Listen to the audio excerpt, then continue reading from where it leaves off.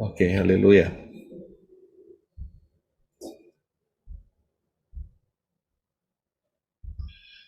Iya. Dan seperti biasa, untuk dapat memahami Dafar Elohim dengan baik dan benar, maka kita harus kembali ke akar pola Ibrani yang benar, ya, dengan sudut pandang yang benar. Ini penting sekali, saudara, supaya tidak tersesat, ya, bahaya sekali. Karena ini tidak kelihatan, ya. Pengajaran-pengajaran ini adalah bukan benda mati yang dapat dipegang, ya, yang dapat dicium, ya, disentuh, diraba, tetapi ini adalah pengertian-pengertian. Dan bahayanya kalau tidak benar, maka kedepannya akan efeknya akan lebih jauh lagi, bahkan bisa sampai tersesat, tidak sampai masuk tujuan, yaitu syamayim. Itu bahaya sekali, saudara. Karena itu kita harus kembali ke akar pola Ibrani yang benar dengan sudut pandang yang benar. Ya, nah, karena apa? Karena juga di dalam akar pola Ibrani yang benar itu kaya raya, sedangkan di luar akar pola Ibrani yang akar pola Ibrani itu miskin, ya, hanya sedikit yang dapat digali. Nah, kita sudah banyak melihat hal ini. Salah satunya hari ini, saudara. Kita akan melihat kekayaan akar pola Ibrani dan saudara akan melihat betapa miskinnya di luar pola Ibrani. Dalam akar pola Ibrani, saudara paling tidak harus tahu mengenai 22 huruf Ibrani dari Alef sampai Taf, ya, dan kemudian setiap huruf itu punya yang namanya huruf bergambar yang disebut sebagai piktograf. Kalau Alef itu kepala lembu, Bet itu rumah, Gimel itu kaki atau onta, Dalet itu jalan atau pintu, ya, dan seterusnya. Dan juga ada yang namanya angka gematria. Bapak Yahweh memberikan kepada kita semua di dalam huruf-huruf 22 huruf Ibrani itu, setiap hurufnya mempunyai angka gematria, ya, Alef 1, Bet 2, dan seterusnya, ya. Nah, ini merupakan satu paket yang luar biasa sehingga kita dapat mendapatkan kepastian, kita mendapatkan gambaran, kita mendapatkan pengertian-pengertian yang luar biasa dari Bapak Yahweh yang dahsyat itu untuk nuntun kita sampai nanti kita kembali ke Samayim, saudara. Ini pentingnya di situ, ya. Dan juga saudara jangan pernah lupa bahwa prinsip nubuat adalah pola. Nah, nanti saudara akan melihat, ya, bagaimana prinsip ini bekerja, saudara, ya, dari pembahasan untuk hari ini. Jadi prophecy is a pattern. Saya jangan lupa bahwa satuan waktu pola daripada Bapak Yahweh itu adalah angka 7. Ya. Jadi angka 7 adalah pola yang telah ditetapkan oleh Bapak Yahweh sebagai putaran waktunya. Dan angka 7 itu hurufnya adalah Zayin, itu huruf Ibraninya, ya. Nah, penting juga saudara ingat, ya, supaya saudara tidak lupa bahwa di tangan saudara, ya, kitab suci, ya, kitab suci yang saudara pegang, ya, itu ada dua bagian, yaitu Tanakh dan Brit Kadasa, ya, Tanakh dan Brit Kadasa. Nah, itu yaitu biasanya di luar sana lebih familiar atau umum, ya, disebut sebagai perjanjian lama dan perjanjian baru, ya. Nah, di dalam Tanakh dan Brit Kadasa itu sudah menceritakan lengkap, sangat lengkap dan luar biasa perencanaan Bapak Yahweh untuk saudara dan saya masuk di dalam Yerusalem yang baru, ya, itu sangat luar biasa. Jadi ayat-ayatnya sejak dari penciptaan, ya, Shamayim, sampai nanti di dalam Yerusalem yang baru itu sudah lengkap, saudara. Ya, sudah sangat-sangat lengkap sekali. Ya, asal dilihat dari penempatan ayat-ayat yang benar dan juga, ya, sudut pandang yang benar. Oke, puji Bapak Yahweh. Nah, kita akan masuk di dalam pembahasan Yeshua bangkit hari Sabtu, Sabat, versus Yesus bangkitnya hari Minggu. Ya, ini adalah seri yang keempat dari Esah 2024. Nah, kalau saudara belum melihat pengajaran mengenai yang minggu lalu, Yesus mati hari Jumat dan Yeshua mati hari Rabu, saudara tolong segera supaya saudara tidak ketinggalan atau salah pengertian di dalam memahami yang saya sampaikan hari ini. Jadi saudara wajib ya, wajib. Mungkin saudara baru hari ini tahu ya, maka saudara setelah ini saudara wajib mendengarkan mengenai yang saya sampaikan dengan tema yaitu Yesus mati hari Jumat, Yeshua mati hari Rabu ya, untuk dapat mudah saudara menerimanya karena ini bersambung ya. Hari ini adalah sambungan daripada pembahasan yang minggu lalu. Jadi ini wajib ya.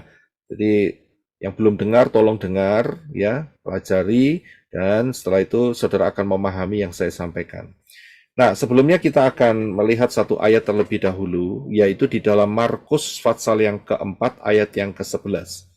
Silakan Brother Henok untuk membaca buat kita semua. Terima kasih. Markus 4 ayat 11. Dia berkata kepada mereka, "Kepadamu telah diberikan pengetahuan tentang rahasia kerajaan Elohim, tetapi kepada mereka yang berada di luar, hal itu disampaikan dalam perumpamaan." Ya, terima kasih. Ayat ini sangat jelas sekali ya, memberikan perbedaan. Ya, memberikan perbedaan. Dan kalau kita lihat di luar sana, itu perbedaannya itu sangat mencolok sekali.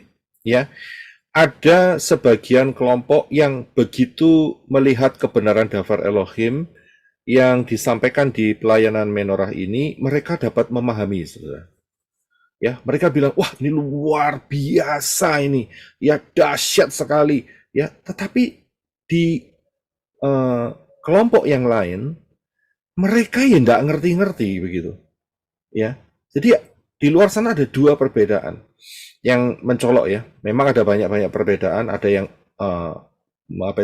ignore atau tidak menggubris ya, itu lain lagi ya, biarin aja mereka. Tetapi sebagian besar seperti dua ini saudara, ada yang betul-betul memahami ya, dan mungkin dalam memahami ini nggak harus sekali langsung memahami, tidak, tetapi harus diulang-ulang terlebih dahulu baru bisa memahami saudara. Nggak masalah, tetapi masalah titik poinnya adalah untuk orang-orang atau yang grup yang dapat memahami, itu ternyata ayat ini menyatakan bahwa ya, ini adalah grup di mana murid-murid Yeshua itu diberi pengertian yang lebih oleh Yeshua, lebih transparan, lebih nyata dan detail ketimbang yang di luar. Dan Yeshua mengatakan buat mereka yang di luar sana, itu Yeshua hanya menyampaikannya di dalam perumpamaan-perumpamaan. Nah, inilah yang menyebabkan banyak orang yang di luar sana ada yang nggak ngerti-ngerti, saudara. Ya, dasar yang sederhana saja, ya, mengenai Bapak Yahweh yang menjadi turun ke dunia dan menjadi serupa dengan manusia, yaitu Yeshua HaMashiach, itu ya nggak bisa paham, saudara. Kemudian mengenai nama ya Yeshua dan sebutan yang salah yaitu Yesus, itu juga sulit buat mereka memahami. Belum lagi yang lebih dalam lagi, 7 hari raya atau perayaan-perayaan pagan, mereka tetap berpaut kepada seperti Natalan dan Easter dan sebagainya. Ya, mereka nggak bisa memahami. Itulah yang dinamakan sebagai roh perumpamaan. Jadi buat mereka, ya, mereka tidak mendapatkan rahasia. Karena apa? Banyak hal sebetulnya yang terjadi. Ya, terutama adalah mereka tidak mau dimuridkan. Ya, Yeshua mengatakan sebelum naik ke Syamayim, ya, jadikanlah segala bangsa muridku, muridnya Yeshua. Nah, seorang murid, hati seorang murid itu harus mau dibentuk. Tanpa pembentukan, dia tidak mungkin bisa masuk di level murid, saudara. Nek berontak terus, ya lari sana lari sini, nantang terus, ya tidak akan pernah masuk di dalam level murid. Percayalah, percayalah. Ya, dan ini banyak saya lihat di ministry yang telah Bapak Yahweh berikan sejak 14 tahun yang lalu. ada sifat-sifat dasar manusia yang selalu challenge atau menantang. Wah, saya sudah melihat ini model-model seperti ini, ya, ini sulit untuk dibentuk menjadi murid. Dan ujung-ujungnya nanti pasti check out, saudara. Ya, undur, jatuh, dan sebagainya. Ya, inilah yang menjadi titik di mana orang itu hatinya tidak mau dibentuk sebagai murid. Ya, jadi kalau saudara kepingin tahu rahasia-rahasia kerajaan Elohim, itu saudara harus mau dibentuk. Ya, jadi ini penting sekali. Nah, kita akan masuk yang lebih dalam ya. Jadi saudara paham ya. Gimana saudara dapat memahami? Kalau sampai saudara belum bisa memahami, saudara coba minta tolong ruah Yahweh Elohim. Bukankah Yeshua sudah mengatakan bahwa ruah Yahweh Elohim akan menuntun kamu kepada seluruh kebenaran. Seluruh, saudara. Ya, itu dahsyat, saudara. Pakai apa yang dikatakan oleh Yeshua. Ngomong sama Yeshua saat saudara berdoa, tuntun aku untuk mendapatkan seluruh ya pengenalan akan rahasia-rahasia kerajaan Elohim. Saya yakin kalau saudara dengan tulus ya berdoa seperti itu dan itu akan dibukakan. Asal hati saudara juga tidak nantang terus, saudara. Ya, tidak istilahnya itu berargumentasi terus. Ya, ini saya perhatikan loh, dan ini menjadi fenomena kejatuhan-kejatuhan anak-anak Bapak Yahweh ya yang tidak mau dididik menjadi murid. Ya, tidak mau dididik jadi murid. Jadi ini satu karakter yang buruk, saya bilang. Jadi hati-hati ya. Nah, kita akan masuk lebih dalam ya. Nah, kita tahu bahwa kronologi ini telah saya berikan, yaitu kronologi daripada kematian Yeshua saat hari Rabu, 14 Nisan. Ingat ya, 14 Nisan ini tidak selalu hari Rabu. Ya, tidak selalu hari Rabu. Hari Rabu ini akan merepresentasikan mengenai kalender Gregorian. Tetapi 14 Nisannya adalah ketepatannya. Seperti tahun 2024 ini, maka 14 Nisan akan jatuh pada hari Senin tanggal 22, sore hari. Ya, disitulah letaknya. 14 Nisannya hari Senin. Ya, jadi hari boleh berubah, tetapi tanggal itu tidak pernah berubah. Ya, jadi saudara paham. Ya, mungkin saudara kan pernah ditanyain, saudara lahirnya kapan? Ya kan, ada yang bilang misalnya April 4, misalnya seperti itu. Ya, atau Agustus 8. Ya kan? Nah, harinya bisa berubah-berubah, saudara. Harinya bisa berubah-berubah. Ya, tetapi tanggal itu tidak bisa berubah. Lah ya kok anehnya, si Yesus itu tanggal kematiannya itu berubah-ubah, tapi harinya tetap. Lah bingung, saudara. Ya, itu sangat-sangat rancu sekali ya, sangat membingungkan sekali, lucu sekali, saudara. Tanggal kematiannya tidak tahu, tapi harinya tahu. Itu kan aneh sekali. Ya, nah itulah tipu daya daripada Satan. Ya, nah kita sudah lihat hal ini minggu lalu telah saya jelaskan bahwa Yeshua itu matinya itu hari Rabu tanggal 14 Nisan. Ya, saat 14 Nisan, hampir 2000 tahun yang lalu itu pas Rebo, begitu loh. Dan kemudian Yeshua bangkitnya itu 17 Nisan untuk memenuhi prophecy ya, yaitu mengenai 3 hari 3 malam. Ya, 3 hari 3 malam. 3 hari 3 malam itu tidak pernah berubah, saudara. Ya, tidak pernah berubah. Namanya 3 hari, 1 hari itu tetap 12 jam. 1 hari, 1 malam, 12 jam. Jadi totalnya 24 jam.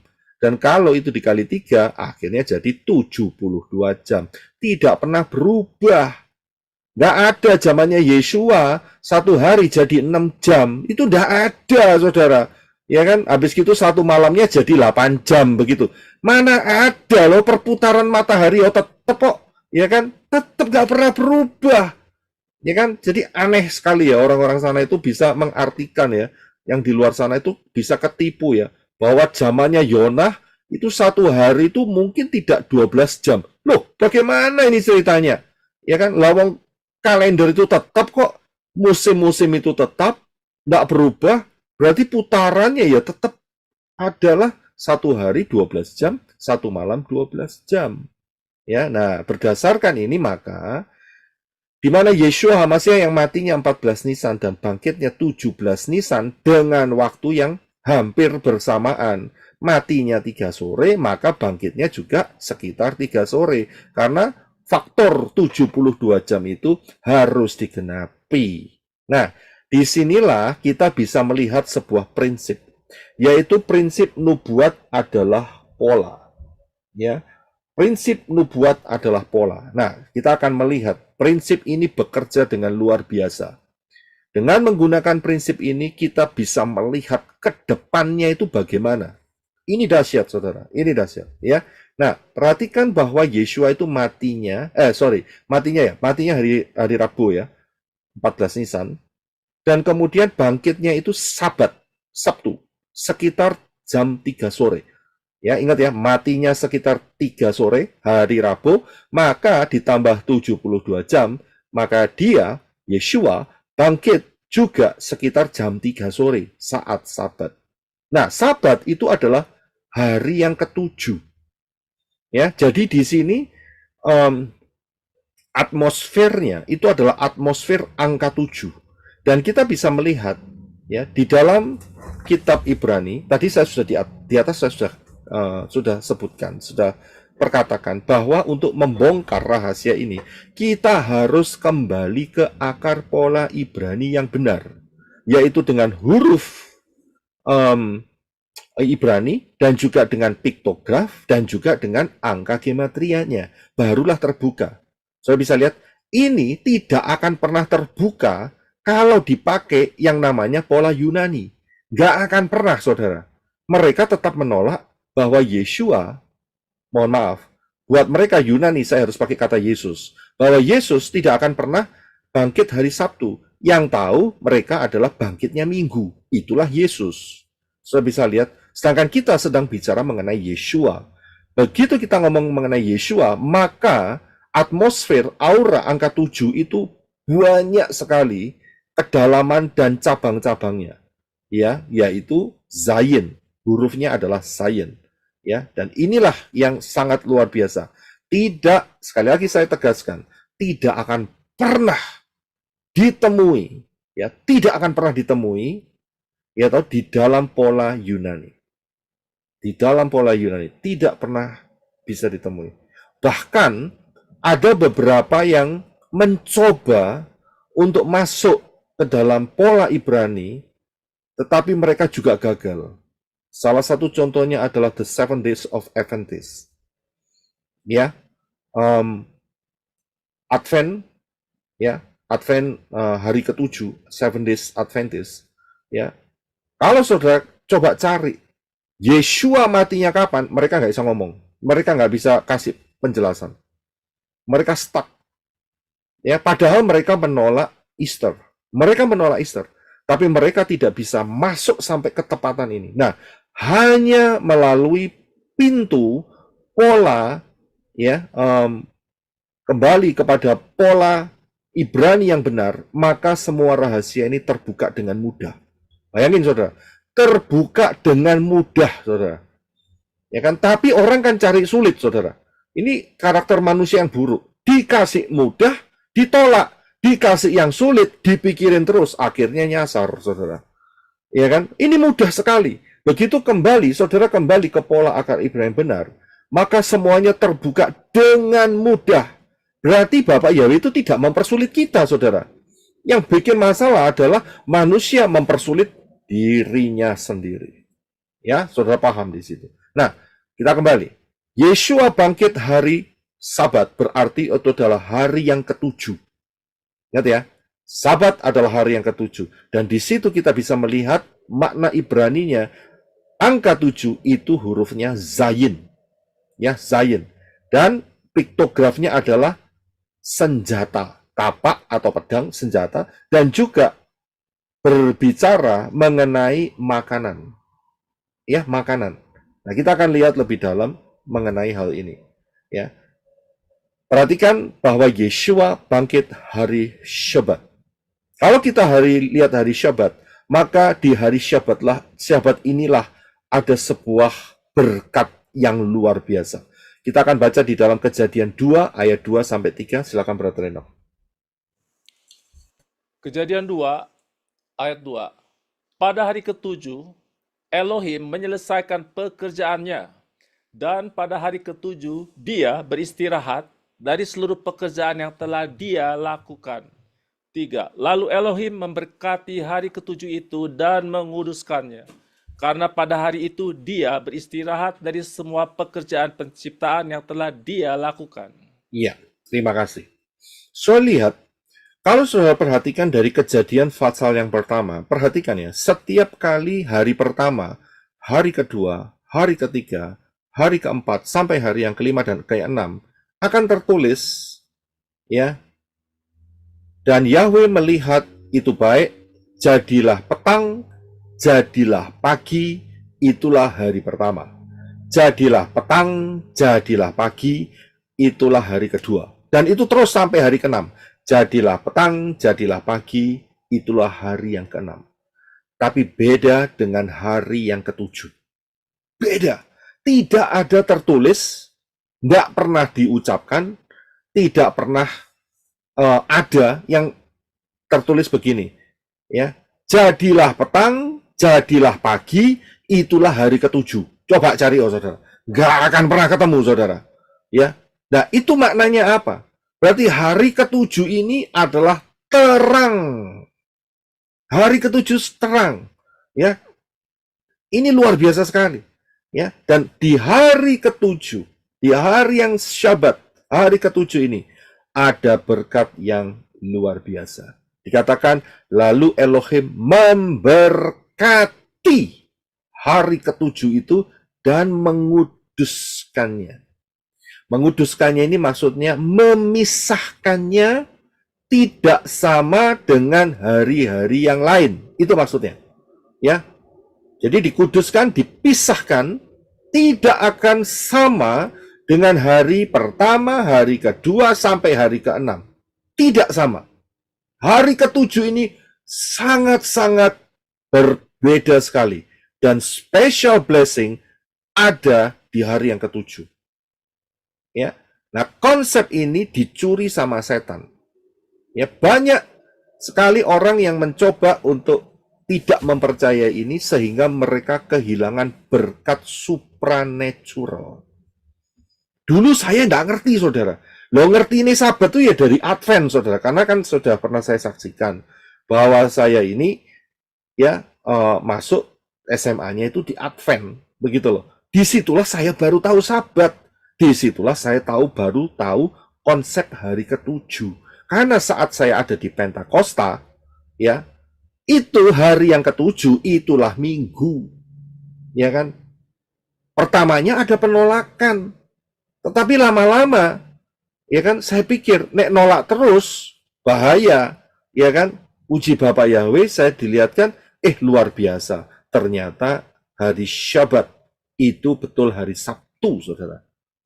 Ya, nah, ternyata salah tempat saya beribadah di Pentakosta itu, ya grup tabernakel, ya, ngawur, ya, penjelasannya juga ada yang ngawur mengenai sejarah. Tidak bisa terbuka, ya. Jadi ada berkat yang khusus untuk hari Syabat ini. Itu baru lapisan atas. Ya. Dan tidak mungkin bisa tembus ke dalam, menggali ke dalam kalau tidak kembali ke pola akar Ibrani.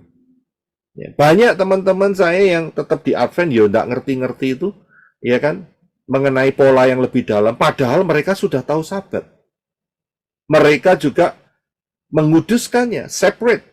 Ya, kalau Sabat mereka ada yang namanya kelas Sabat sebelum kebaktian, itu saya tahu. Ya, tapi untuk lebih dalam, stop sampai di sana. Karena apa? Karena mereka tidak mau masuk di jalur yang benar. Jadi ini baru kulit, saudara, belum dalam-dalamnya. Ya, baru kulit bagian atas untuk Syabat ini. Nah, puji Bapak Yahweh, tadi saya sudah jelaskan di atas melalui Markus pasal yang keempat tadi, Kalau saudara dapat mengerti, memahami akan hal ini, ya maka saudara ya di hadapan Bapak Yahweh adalah level murid. Level murid, ya.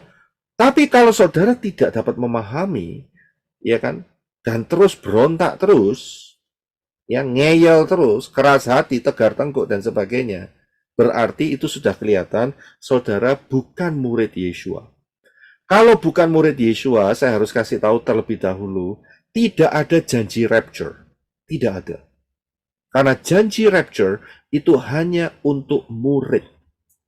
Jadi jangan sampai yang di luar sana, walaupun tidak mengerti saudara nyaman, saudara merasa pede, percaya diri, saudara mikir oke bahwa satu kali nanti saudara akan rapture. Tidak mungkin itu terjadi. Karena saudara tidak masuk mendorong hidup saudara masuk di dalam level murid. Ini penting sekali, saudara. Saya pernah menyatakan mengenai rapture di dalam Pesah. Ya, coba nanti saya akan singgung lagi dalam hari-hari minggu-minggu yang akan datang ya, supaya mengingatkan saudara ya, bahwa yang di rapture hanya murid.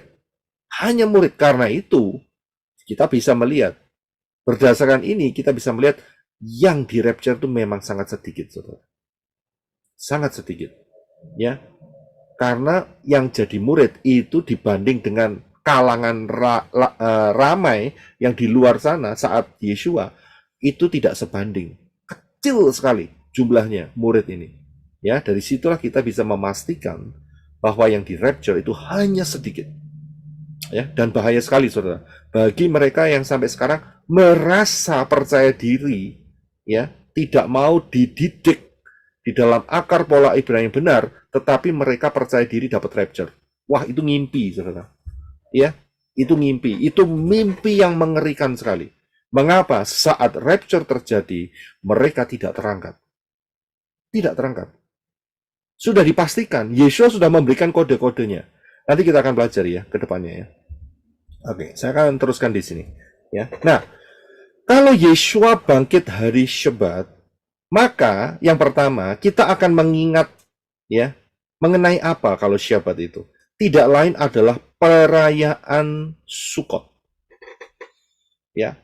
Karena perayaan Sukot atau perayaan Tabernakel atau Pondok Daun itu adalah hari raya yang ketujuh.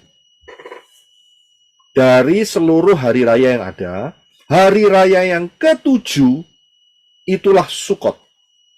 Perayaan Tabernakel, perayaan Pondok Daun. Dan disitulah Yeshua dilahirkan. Saya bisa lihat. Jadi saat kita melakukan Syabat seperti saudara sekarang di Indonesia jam 11.17 bagian barat. Kita di sini jam 9.17 malam Jumat. Saya sudah Syabat, saudara juga Syabat. Ya. Nah, Syabat ini yang pertama, ini kedahsyatannya yang juga ditiru sama setan ya. Dengan memberikan kode-kode palsu. Tapi inilah yang benar. Yeshua itu mau menanamkan, saat kita Sabat, ingat, disitulah Yeshua dilahirkan. Itu yang pertama. Kita bisa lihat, ingat Yeshua dilahirkan pada saat perayaan Sukot.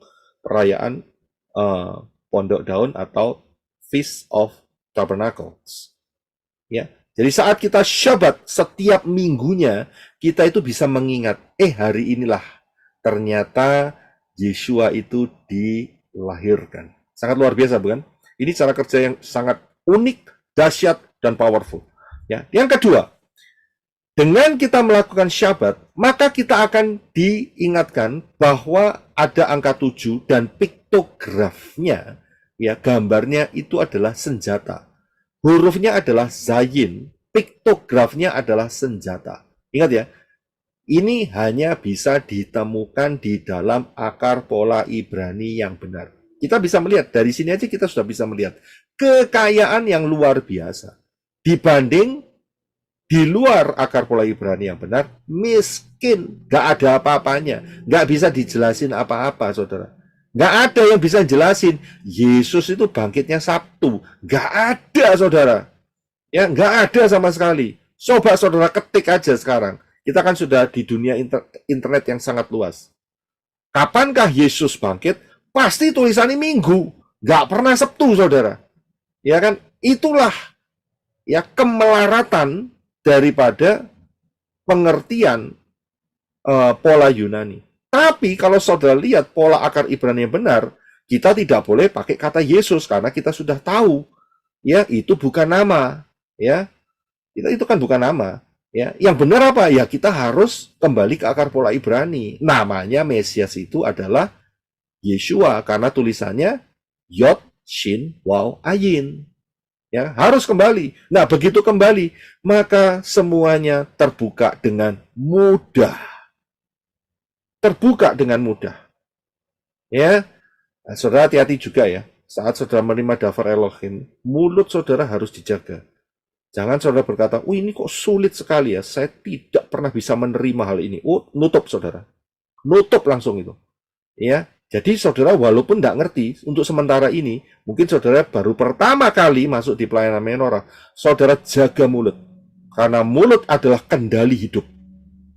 Dikutip di Yakobus kan, mulut itu sebagai setir, betul ya, yang dapat membelokkan kapal yang besar-besar.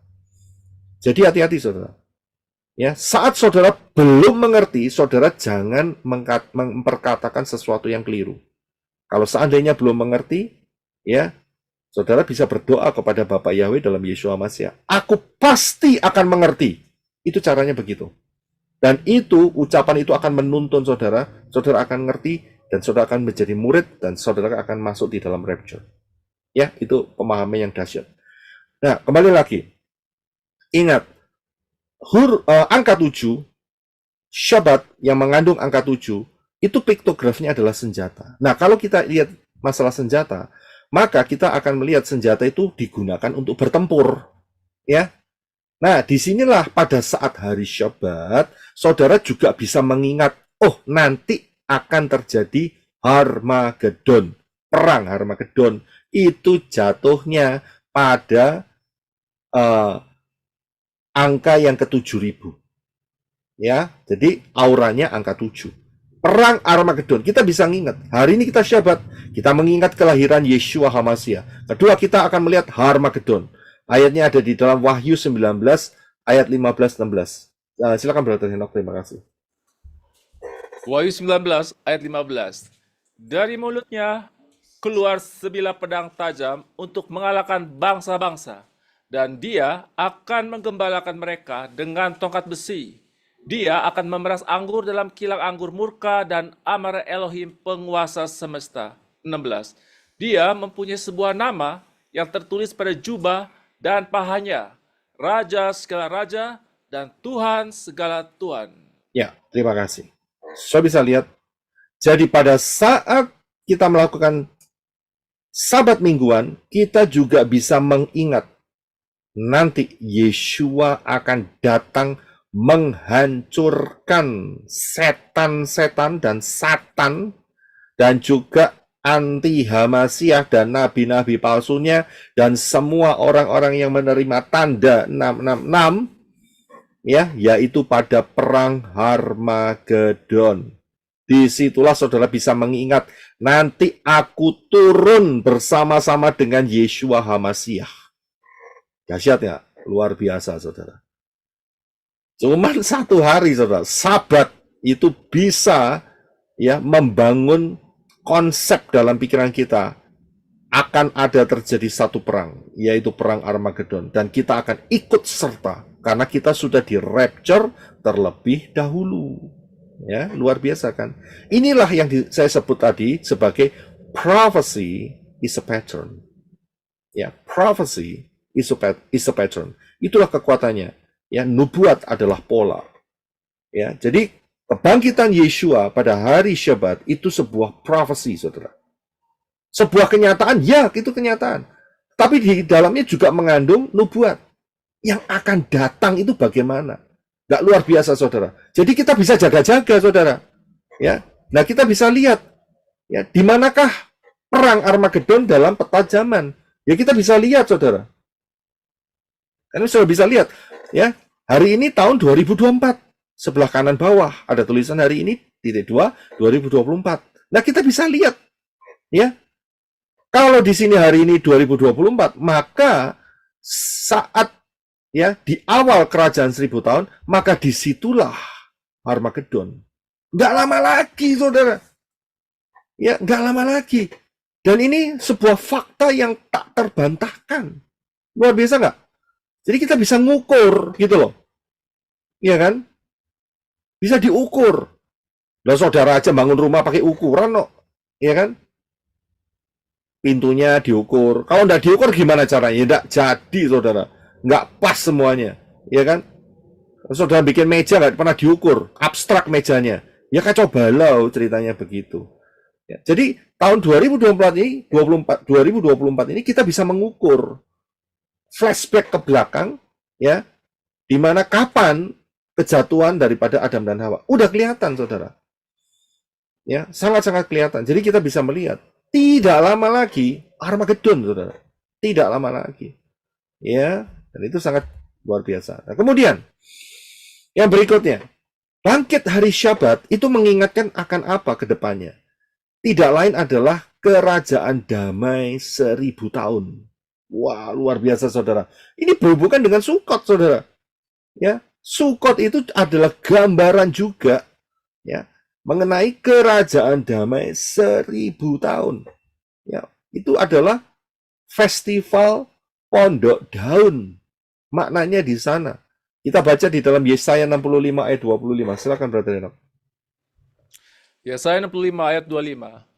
Serigala dan anak domba akan makan bersama-sama, dan singa akan makan jerami seperti lembu, dan debu menjadi makanan ular.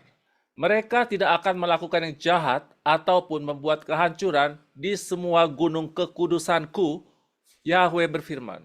Ya, terima kasih. Saya bisa lihat ayat ini, Yesaya ini hidupnya kalau tidak salah sekitar 600 sampai ya perkiraan 700 atau 800 tahun sebelum Yeshua dilahirkan. Sebelum Masehi, saudara. Ya, sekitar antara 600 sampai 800 tahun sebelum Yeshua dilahirkan. Dari sejak zaman Yesaya bahkan sebelumnya, tidak pernah yang namanya singa itu makan jerami atau rumput kayak lembu. Dan itu tidak akan pernah terjadi sampai detik ini. Ya, kalau saudara memelihara singa, saudara kasih jerami atau lembu, ya, yang dimakan adalah manusianya yang kasih jerami. Ya, nggak pernah itu terjadi. Tapi mengapa ayat ini kok bisa ada? Nah, ini dia, saudara. Kalau sudah bisa taruh tempat ayat ini dengan ketepatan, maka kita akan tahu inilah yang disebut sebagai kerajaan 1000 tahun. Di mana di sana terjadi perubahan struktur anatomi binatang. Itu dulu, saudara. Ya, banyak hal. Serigala makan bersama-sama dengan anak domba. Ya kan? Sekarang serigala makan anak domba. Ya kan? Tapi nanti tidak lama lagi serigala tidak doyan dengan domba, tapi doyan dengan rumput, dengan jerami seperti lembu. Ya kan? Nah, ini dia. Tidak lagi membahayakan. Saudara kalau masuk taman safari, jangan macam-macam keluar mobil.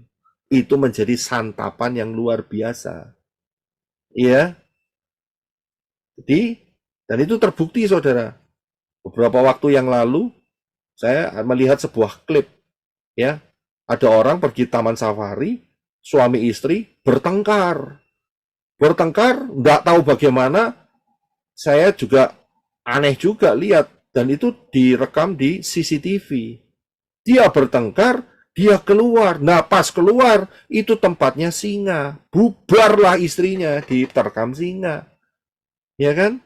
Saya bisa lihat emosinya menghancurkan dirinya sendiri. Ya kan, dimakan singa. Itu kan mati konyol itu namanya. Dan itu betul terjadi, saudara. Coba cari aja di YouTube. Ya. Istrinya keluar, diseret sama singa. Lo tukaran di kandang singa. Ya habis kamu, iya kan? Kadang manusia nggak punya nalar sih, I don't know, ya saya nggak tahu. Tapi jelas, hari ini tetap singa nggak doyan jerami. Hari ini singa doyannya daging, daging mentah, bukan daging steak yang mateng, bukan, ya kan? Tapi nanti ayat ini akan menjadi kenyataan, yaitu kerajaan 1000 tahun. Kapankah dan di manakah akan kerajaan 1000 tahun? Ya, saudara bisa lihat melalui bagan peta zaman ini. Di kerajaan 1000 tahun inilah nantinya serigala, singa, ya, dan kemudian beruang dan sebagainya, itu semua makan jerami.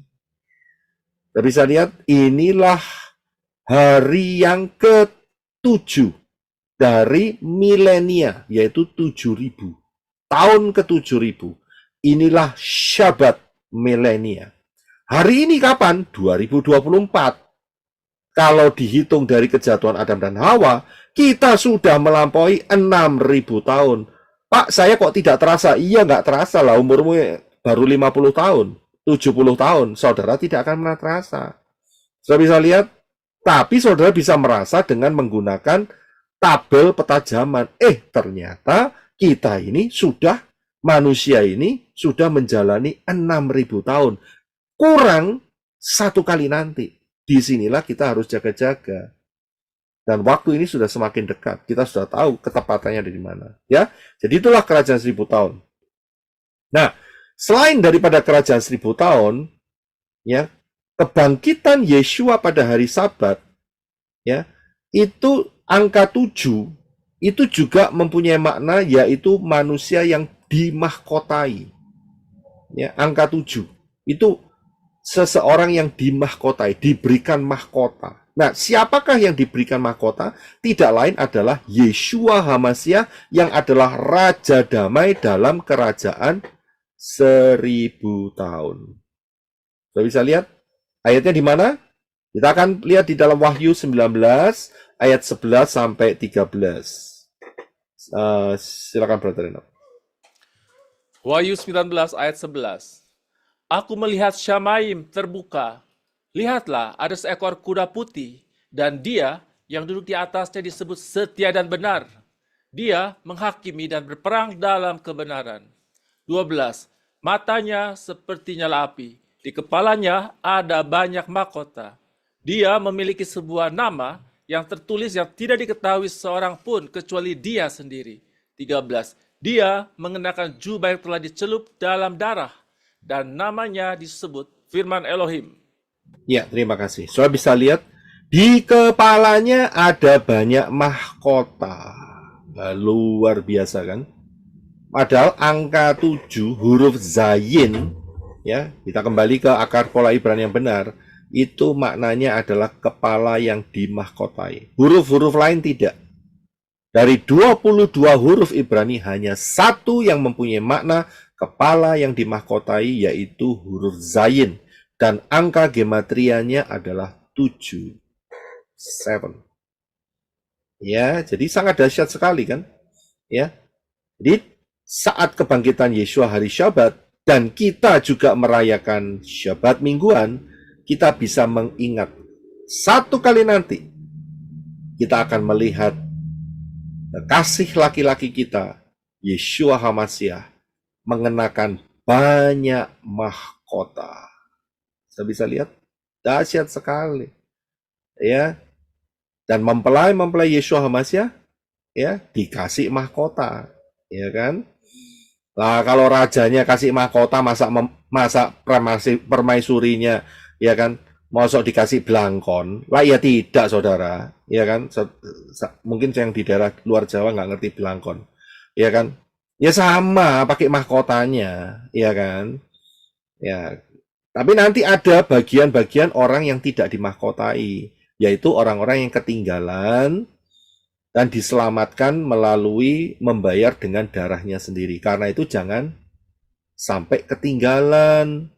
Ya, jangan sampai ketinggalan rapture, soalnya nggak dapat mahkota loh. Yang saudara dapatkan, kalau saudara sampai ketinggalan, hanya pakai jubah putih, megang daun palem, seumur selama-lamanya. Kemeng, saudara. Tangannya megang daun palem begitu, toh. Nggak dapat apa-apa. Nggak ada kemuliaan. Tidak ada mahkota. Mengapa? Karena udah dikasih tahu. Jadilah 5 gadis bijaksana. Nggak mau. Ya, nggak mau dididik sebagai murid. Ya, maunya kesombongan. Pikirannya aku harus ministry. Lo gak apa? Buat apa kalau ministry tapi ketinggalan? Begitu loh. Hati-hati saudara, jangan jatuh dengan ya spirit apa itu namanya? Spirit bukan arogansi ya. Spirit kepingin jadi besar ya, melalui ministry. Ya. Biar banyak dikenal orang, biar banyak istilahnya itu orang pada tunduk-tunduk, wah hebat ini, karunia-nya luar biasa. Ya, itu jerat, saudara, jerat. Ya, saya selalu mengatakan, ya kalau ada orang yang terberkati dari pelayanan menorah, saya berkata haleluya, puji Bapa Yahweh. Tanpa ruah Yahweh Elohim, saya pun juga manusia biasa. Gak bisa apa-apa kok. Ini anugerah. Ini anugerah. Jadi terima kasihlah kepada Bapa Yahweh di dalam Yeshua HaMashiach. Ya, kalau saudara bisa mendapatkan pengertian Dafar Elohim, bersyukurlah. Ya, bersyukurlah kepada Bapa Yahweh. Karena tanpa ruah Yahweh Elohim, saudara juga nggak mungkin dapat, saudara. Nggak bisa paham.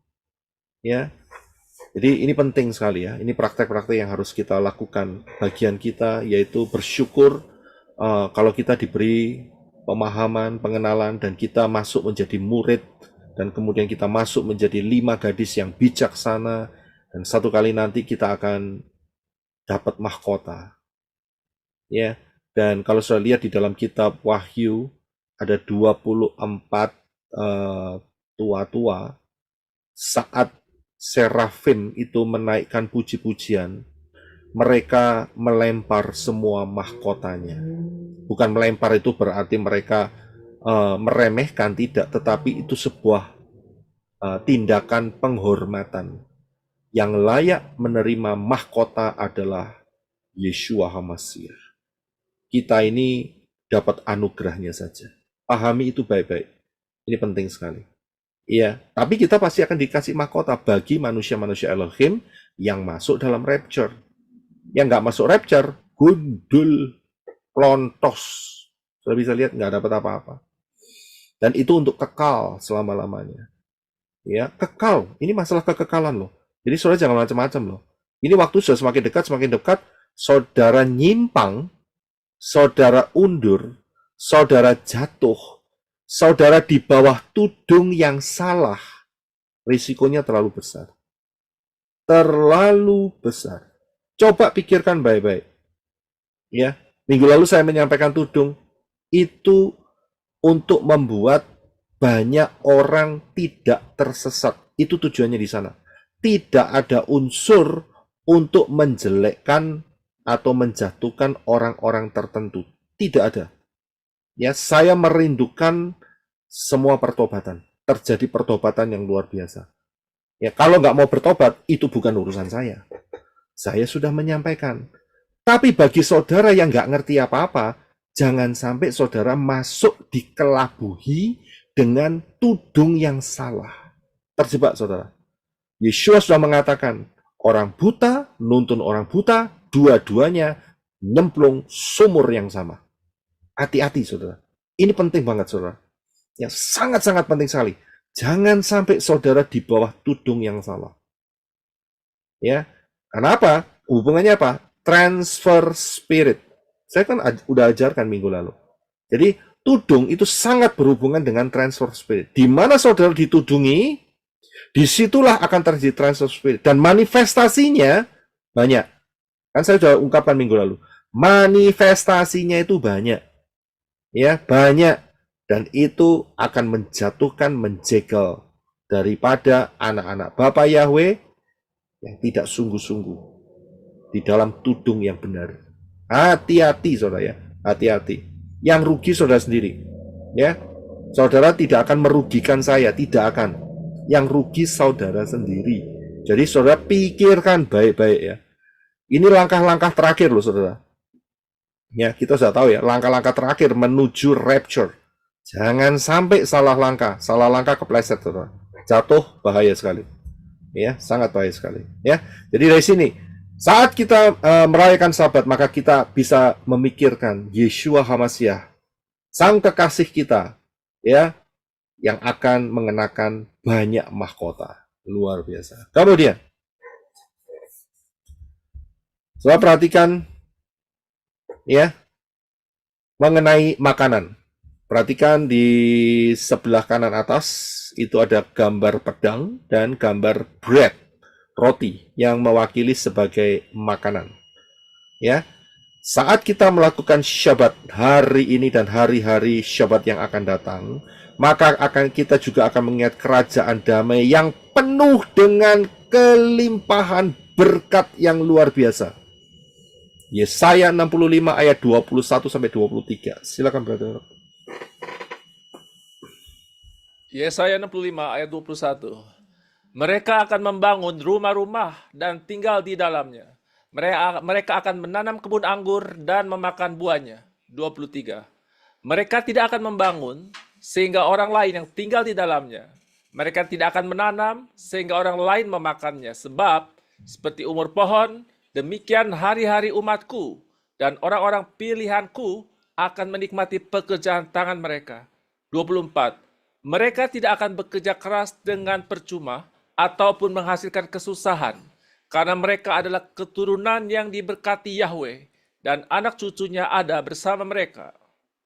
Ya, terima kasih. Saudara bisa lihat, nanti dalam kerajaan 1000 tahun, ya, maka orang akan mengusahakan tanah, ya kan?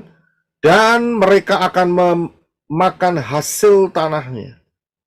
Dan tidak ada yang namanya gagal panen. Tidak ada yang kena hama. Semuanya berhasil. Nggak luar biasa.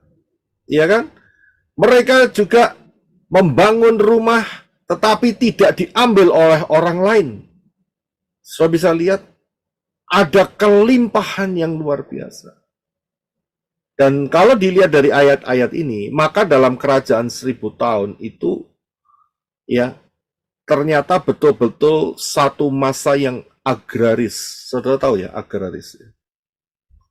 Satu masa yang betul-betul subur. Pertanian. Ya, Pertanian, Pak. pertaniannya dahsyat, saudara. Nanam apa saja berhasil. Ya, mungkin yang di Indonesia pasti lebih bisa memahami daripada yang di Amerika. Saudara kan, apa itu namanya? Ada lagunya itu, siapa yang bikin itu? Ya kan? Kolam susu, terus apa itu? Melempar apa, terus jadi tumbuh itu, siapa itu?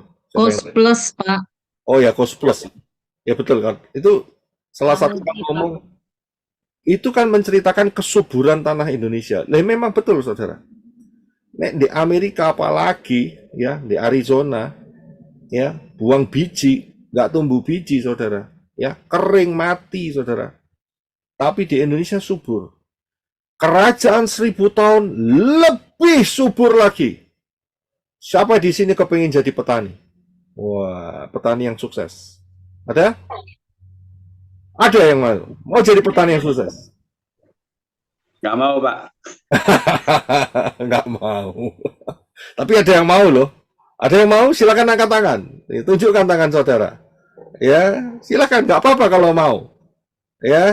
Saya mau rapture aja. Nah, tubuh kemuliaan nggak butuh jadi petani, saudara. Ya, nggak butuh jadi petani. Tubuh kemuliaan itu bisa makan, oke, nggak makan juga nggak masalah, ya kan? Nah, namanya tubuh kemuliaan, ya kan? Jadi yang dimaksudkan di kitab Yesaya ini adalah orang-orang yang masih dalam tubuh jasmania. Ya, seperti saudara dan saya yang lolos dari 666 dan mereka masuk dalam kerajaan 1000 tahun. Nah, kalau saya nggak mau bagian itu. ya kan? Bahaya sekali, ya. Saya mau yang rapture, tubuh kemuliaan. Ya, oke, haleluya. Ya. Nah, jadi kita tahu ya bahwa akan ada kelimpahan yang luar biasa. Jadi sangat besar kemungkinan tidak ada stock market dalam kerajaan 1000 tahun. Nggak ada, saudara. Mau stock marketnya ya kayak apa? Ya kan? Kelihatannya juga dari hal ini bisa disimpulkan tidak ada sistem perdagangan seperti menggunakan uang. Mungkin bisa saling membantu, barter, itu bisa. Ya kan? Lah semua dikerjakan berhasil. Ya, berhasil ya semua yang dikerjakan. Nggak ada hama, nggak ada sakit penyakit. Berarti nggak ada yang namanya pabrik pestisida, ya kan? Nggak ada. Ya kan? Nggak perlu juga pabrik pupuk. Nggak perlu. Ya kan? Semua yang ditanam tinggal biji langsung berhasil berbuah, limpah lagi. Kan dahsyat, saudara. Ya kan? Nah, jadi kelihatannya uang tidak berlaku. Ya, kelihatannya begitu. Ya, sangat dahsyat sekali. Dan tidak perlu yang namanya kebun binatang. Nggak ada kebun binatang. Ya kan? Binatang-binatang bebas. Tidak membahayakan sama sekali. Hebat ya, luar biasa ya rencana Bapak Yahweh ya. Hari ke-7, saudara. Dari milenia. Ya.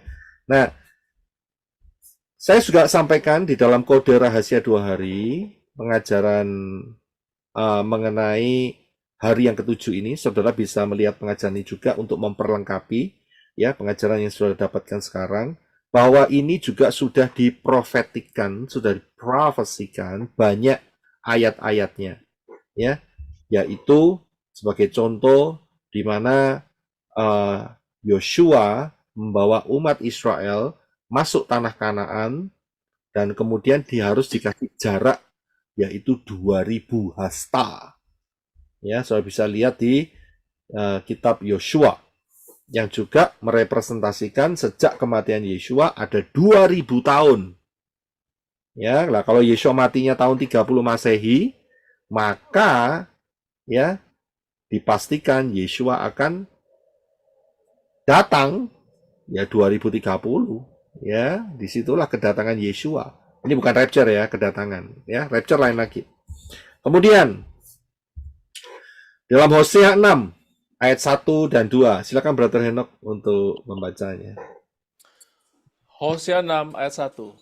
Marilah dan biarlah kita, Israel, berbalik kepada Yahweh, sebab dia telah mencabik, tetapi dia akan menyembuhkan kita.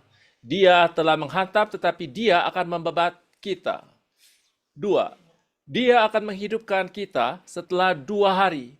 Pada hari yang ketiga, dia akan membangkitkan kita dan kita akan hidup di hadapannya. Ya, terima kasih. Saya bisa lihat kita itu Israel. Karena apa? Karena Hosea itu orang Yehudi Israel. Inilah nubuatan kitab Hosea.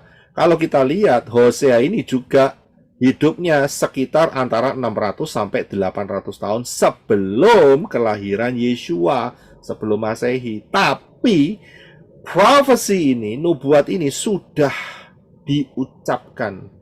Dan sejak Hosea mengucapkan atau menuliskan prophecy ini dari inspirasi Ruah Yahweh Elohim, belum pernah terjadi. Belum pernah terjadi. Kenapa? Ya, kita ini yang akan melihat penggenapan-penggenapannya. Karena kita sudah melampaui hampir 2 hari. Ya, kenapa 2 hari? Yaitu 2 hari di mana Yahweh mencabik Israel. Yahweh menghantam Israel karena Israel saat itu di court atau di pengadilan tempat Yesua diadili, mereka meneriakkan sebuah kalimat kutuk buat dirinya sendiri, yaitu biarlah darahnya, yaitu darah Yesua, tertanggung atas kami dan atas anak-anak kami. Bubar ngutukin dirinya sendiri. Ya, dan itu 2 hari. Ya, karena itu kita sudah hampir 2 hari, saudara. Ya. Dan sebelum 2 hari itu terjadi, maka Israel harus sudah ada di bumi ini kembali, yaitu tahun 1948. Dan hari ini Israel menjadi kuat. Ya, Israel sekarang sangat pede sekali. Nggak apa-apa, mereka pede. Karena Bapak Yahweh yang akan menolong mereka, ya, memenangkan pertempuran demi pertempuran. Tapi ingat, tidak lama setelah PD-nya, ya, Israel ini terlalu pede dengan membangun bait suci yang ketiga, di titik itulah akan terbalik keadaan mereka, yaitu mereka akan dicabik-cabik dengan anti Hamasiyah. Ya, yang lamanya hanya 3,5 tahun, dan setelah itu pada hari yang ketiga, ya, masuk pada hari ketiga, yaitu 3.000, bukan 3.000 ya, memasukin tahun ke-3.000 sejak Yeshua mati, maka disitulah perang Armageddon dan Israel akan hidup kembali. Karena itu kerajaan 1.000 tahun adalah kerajaan Israel. Jangan pernah mimpi, ya, kerajaan 1.000 tahun itu adalah kerajaan Kristen. Tidak pernah ada. Tidak pernah ada, saudara. Kerajaan 1.000 tahun itu adalah kerajaan Israel. Ya, orang yang masuk sana harus taat kepada Torah, tapi dalam sudut pandang yang benar dan dikombinasikan dengan peraturan-peraturan Torah yang berlaku. Salah satunya harus disunat secara fisik dan disunat hati, dua-duanya. Itu ada di sana. Ya, itu pernah saya bahas juga mengenai hal itu. Ya. Nah, di dalam Lukas 13:32, silakan Brother Henok juga membacanya. Lukas 13 ayat 32. Dan dia berkata kepada mereka, seraya pergi, katakanlah kepada serigala itu, lihatlah, aku mengusir roh-roh jahat dan melakukan penyembuhan hari ini, dan esok, dan pada hari ketiga, aku akan menyelesaikannya. Ya, terima kasih. Sudah bisa lihat, perhitungannya dihitung dari 30 Masehi, sejak kematian Yeshua, maka ditambah 2 hari, yang sama dengan adalah 2.000 tahun, karena 1 hari di hadapan Bapak Yahweh sama dengan 1.000 tahun di hadapan manusia. Ya, maka di titik itulah Yeshua HaMashiach tahun 2030 akan bertempur menghancurkan anti Hamasiyah. Itulah 2 hari. Hari ketiganya kapan? Hari ketiganya adalah di mana Yeshua memerintah sebagai raja di dalam kerajaan 1.000 tahun. Itu hari ketiga. Ya, inilah aplikasinya. Jadi kita sudah nggak lama lagi, saudara. Ya, sangat tidak lama lagi. Dan tahun 3030 dunia atau bumi yang saudara pijak ini akan dihancurkan dengan api. Selesai. Ya, selesai. Kurang 1.000 tahun lagi. Ya, hari ini kita bisa lihat dalam peta zaman. Hari ini tahun 2024. Nah, saudara bisa melihat tidak lama lagi. Ya, perang Armageddon. Tapi ingat, ya, sebelum perang Armageddon akan ada masa 3,5 tahun anti Hamasiyah. Dan kita sudah masuk di 3,5 cycle yang pertama. Sudah masuk. Berdasarkan putaran pola Shemitah. Sudah masuk. Tidak lama lagi, saudara. Tidak lama. Karena itu, saudara jaga-jaga. Ya. Nah, bagaimana dengan pola Yunani? Pola Yunani ngomongin cuma satu, saudara. Kita bahas panjang lebar ya. Pola akar Ibrani ya. Kita pola Yunani cuma satu. Yesus bangkit hari Minggu. Dan pengertiannya cuma satu, yaitu Sunday. Inilah yang disebut sebagai pemujaan terhadap Dewa Matahari. Jadi Yesus adalah Dewa Matahari. Ingat, Yesus dan Yeshua itu tidak sama. Yesus itu diciptakan oleh Konstantin. Ya, tahun 325 Masehi di Konsili Nesia. Disitulah Yesus disahkan. Ya, pantas. Ya, Banyak orang yang di sana merayakan 25 Desember sebagai lahirnya matahari. Ya, lahirnya matahari. Ya, 25 Desember. Untuk Yeshua tidak. Yeshua lahirnya adalah 15 Tisri, sekitar akhir September atau awal Oktober. Ya. Jadi harus patokannya Ibrani, sedangkan Yunani patokannya adalah Gregorian. Kita bisa lihat di sini, inilah penyembahan terhadap dewa matahari. Bisa digali lebih banyak? Tidak ada sama sekali. Hanya ini.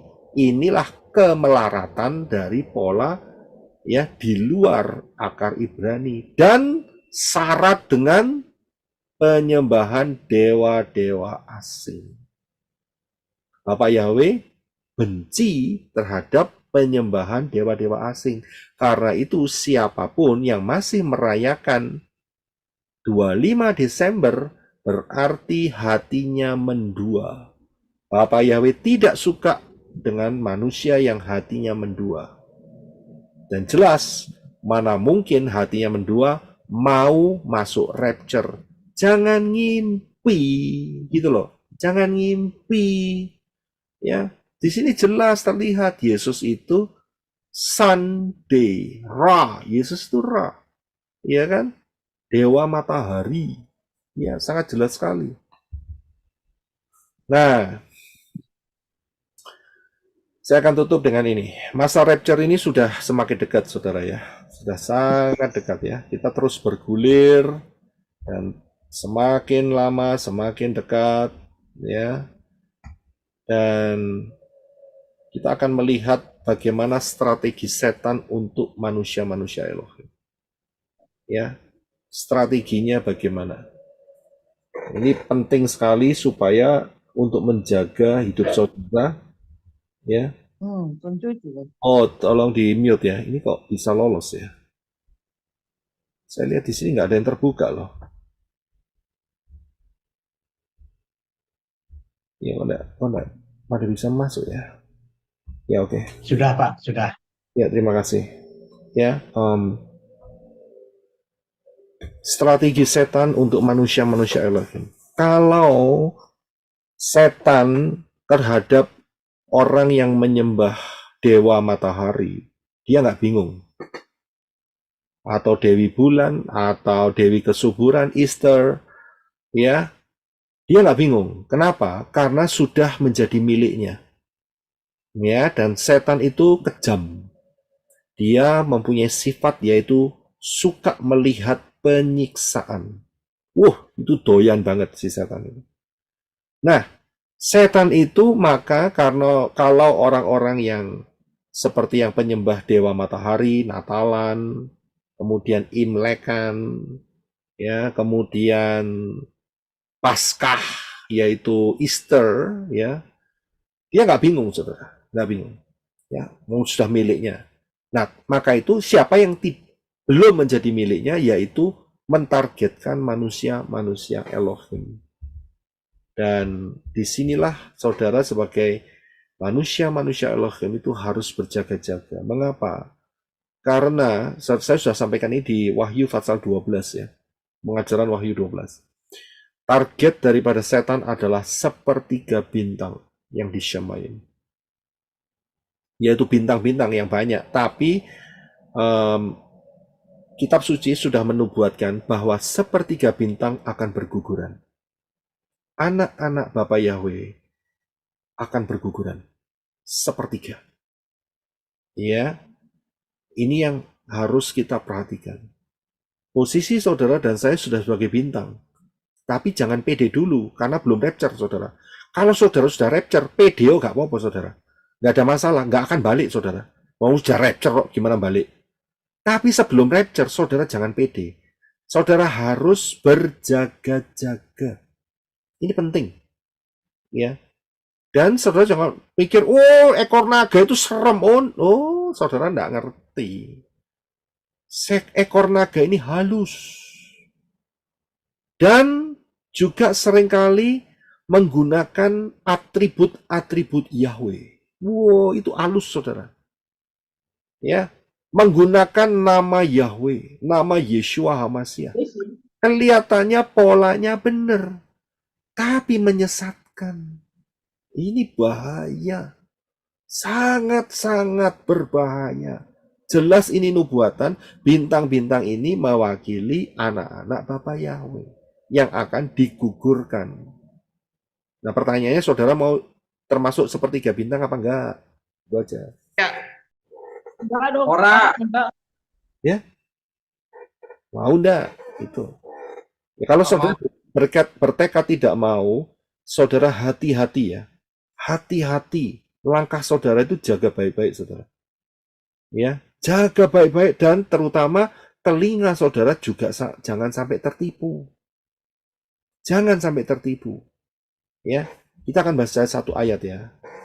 Nah, oke, sebelumnya bagaimana caranya agar tidak terseret ekor naga? Ini kan penting kan ya. Jadi bagaimana caranya nih? Karena naganya semakin lama semakin marah nih. Ya, nah bagaimana supaya tidak terseret ekor naga? Ya, kita akan lihat di satu ayat dan ini sebetulnya pembahasan untuk besok. Ya, coba kita akan baca ini ayat yang terakhir untuk hari ini di dalam Lukas 9 ayat 53 sampai 55. Silakan Brother Enoch.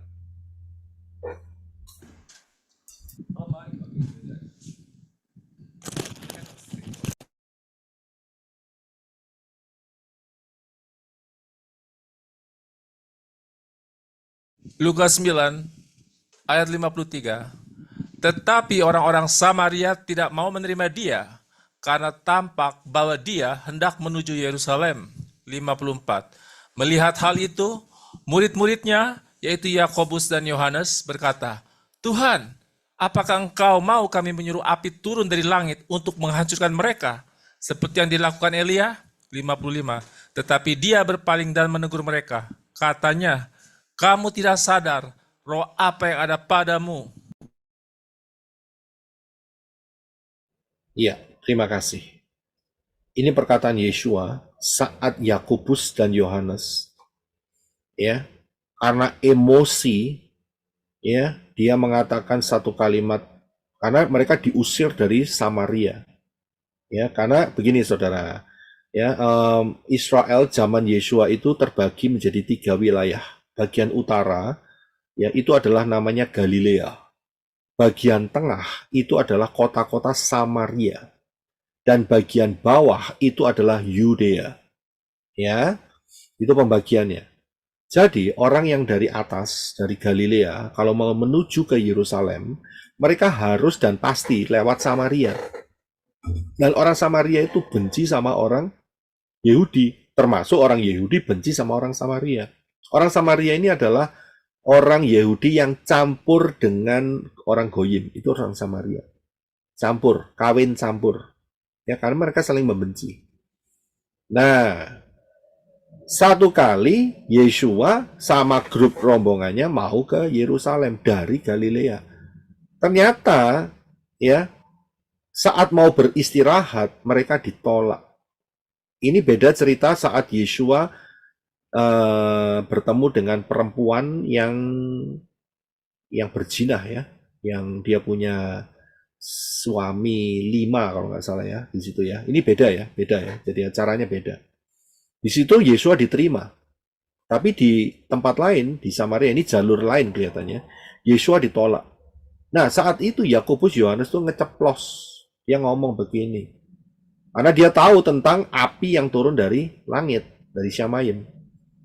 Ya, sehingga dia berkata sama Yeshua, "Engkau mau kami suruh api turun dari langit menghancurkan orang-orang ini yang tidak mau menerima kita? Kita akan turunkan api dari langit seperti yang dilakukan Elia." Woi, ya, mereka ngomong kayak gitu, Yeshuanya nggak tambah muji, tapi dimarahi sama Yeshua. "Kamu ini nggak sadar. Kamu nggak tahu ya, roh apa yang ada dalam kamu?" Nah, ayat 55 ini nggak ada di LAI, saudara. Nggak ada. Coba cek aja ya. Saya nggak tampilkan di sini. Tapi jelas, tidak ada di LAI. Dipotong ayat ini. Ya, padahal ada. Inilah salah satu penyesatan LAI. Ya. Jadi dikatakan oleh Yesua, kamu nggak sadar ya, ngomong kayak gitu ya, kamu nggak tahu roh apa yang ada padamu. Kalau menurut saudara, ini roh apa yang ada di dalam Yakobus dan Yohanes? Yo, roh apa ini? Kesombongan, Pak. Sombongan. Apalagi? Setan. Kebencian. Kebencian, penghancuran. Betul ya? Kesombongan, Pak. Ya, Roh roh arogan. kesombongan. Ya, roh arogan, kesombongan, kebencian. Ya. Wah, ini bahaya sekali. Ya, roh kemarahan. Kemarahan juga, ya. Nah, dari sini kan sudah bisa melihat tipe-tipe roh apa. Padahal sudah lihat loh. Yakobus sama Yohanes itu ngikut Yesua loh. Di situ ada Yesua. Tapi dalam hidup daripada Yakobus dan Yohanes melalui peristiwa ini terbongkar. Ada roh apa yang ada di dalamnya? Sudah bisa lihat? Ada spirit apa yang menunggangi mereka? Ada spirit atau roh apa yang menguasai mereka sehingga mereka ya sebagai hasilnya mengucapkan ya mengeluarkan kalimat-kalimat seperti yang saudara baca. Langsung terdeteksi. Nah, pertanyaan saya adalah, saudara kepingin enggak mempunyai kemampuan ini? Saudara kepingin enggak? Kemampuan Lihat, apa, Pak? bisa lihat seperti Yesua. Sangat mau. Pengen, Pak. Bisa lihat seperti Yesua. Saudara kan bisa lihat. Ya, saudara kan bisa lihat. Ini ada roh ini. Ini ada roh ini. Ini ada roh ini. Jadi saudara jaga-jaga dong. Ngerti maksudnya? Ya, Pak. Itu roh kepekaan. Nah, Discernment spirit. bisa berkata di semen spirit, bisa berkata dikatakan roh kepekaan. Saudara kepingin enggak dapat spirit yang seperti Yesua ini? Ketemu, Pengen, Pak. lihat, Mau, Pak. dan saudara bisa menentukan. Pengen, Pak. Pengen. Ya. Mau, Pak. Mau. Nah, bisa menentukan ini ada roh apa di balik ini. Karena roh itu nggak kelihatan, saudara. Roh kelihatan itu rodok serem, saudara. Ngerti maksudnya? Lah, namanya roh itu kan nggak kelihatan, ya, dimensinya kan beda. Tapi bisa terdeteksi. Nah, kalau saudara kepingin, maka ya saya akan bahas besok, yaitu di manakah setan-setan bersembunyi. Ya, saya nggak bahas malam ini, nanti nggak kepanjangan. Kita akan masuk dalam worship. Besok saudara dengarkan mengenai materi, mengenai pembahasan di manakah setan-setan bersembunyi. Ya, ini powerful sekali, tapi saya harus kasih tahu sama saudara, ya, siapapun yang menginginkannya seperti ini, ya, itu baik dan itu menyelamatkan, bukan untuk supaya saudara menjadi sombong. Tidak. Tetapi tujuannya apa? Untuk supaya mengenal setan-setan ini modelnya kayak apa dan tidak menjegal perjalanan saudara masuk dalam rapture. Ingat ya, itu tujuannya. Ya, paham? Ya, bukan berarti, saya bisa membedakan ini roh ini, roh ini, roh ini, ya kan? Dan kemudian bisa kelewatan batas jadi roh ramal. Tidak. Tujuannya tidak di sana. Tujuannya ini untuk memperlengkapi saudara masuk dalam level kedewasaan, tidak dibinasakan oleh setan, seperti setan sudah punya rencana sepertiga bintang dijatuhkan. Paham ya? Saudara harus paham ini. Ya, karena ini sangat kritikal sekali. Dan ini, kalau saudara bisa mendapatkan ini, saudara akan terselamatkan. Terselamatkan. Saudara ngerti, ini spirit ini, ini spirit ini, ini spirit ini. Tergantung, saudara mau menerima atau menolaknya. Nah, itu tergantung saudara, itu hak pilih saudara. Ya, tapi saya sudah memperlengkapi saudara terlebih dahulu. Ya, besok dengarkan di manakah setan-setan bersembunyi. Ya, dan terima kasih untuk hari ini. Bapak Yahweh memberkati. Kita akan masuk di dalam worship. Kita tutup di dalam doa dan doa berkat sehingga kita akan terberkati, dan setelah itu silakan bergabung di dalam worship. Bapak Yahweh memberkati. Bapak Yahweh memberkati saudara sekalian. Haleluya. Shalom.